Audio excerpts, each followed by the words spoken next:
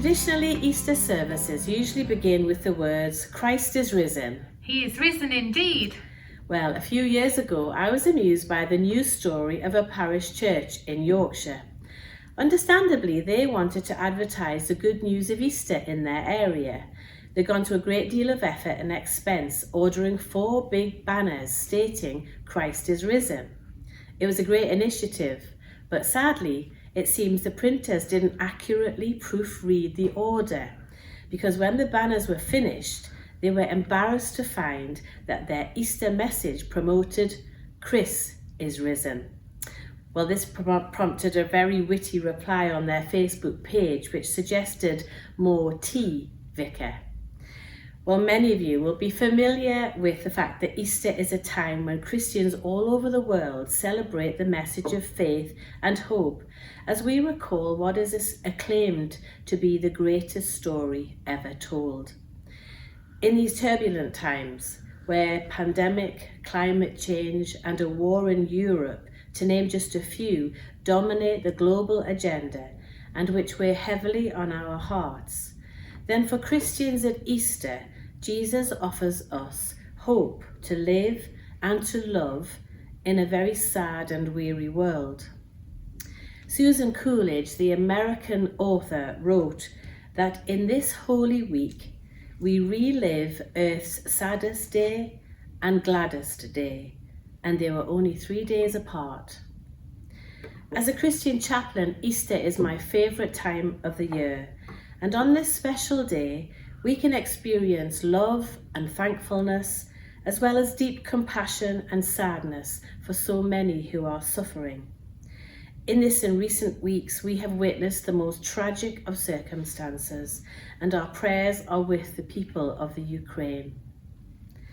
The journey of Holy Week brings us through the emptiness that falls across the world after the Friday crucifixion of Jesus to Holy Saturday, a quiet day of longing as well as of doubt and loss, to the joy of this day and the hope of the Easter story. In the Gospel account for today, we hear how Mary Magdalene, while it was dark, goes to the tomb and finds that Jesus is no longer there, and so runs to fetch the other disciples. They enter the tomb and see for themselves that it's empty, and then return to their homes.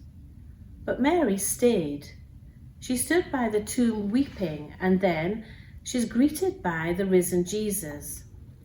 His first words as the risen Christ are full of love and compassion. "Woman, why are you weeping?" She still doesn't realize who he is, supposing him to be the gardener. It's only in the moment when Jesus calls her by name, Mary, that the recognition happens. With the sound of her name comes a sense of belonging and comfort. Today, I believe we can experience that sense of belonging and comfort because Jesus knows all of our names, knows our joys and our sorrows, and offers us the peace of knowing that we are truly and unconditionally loved.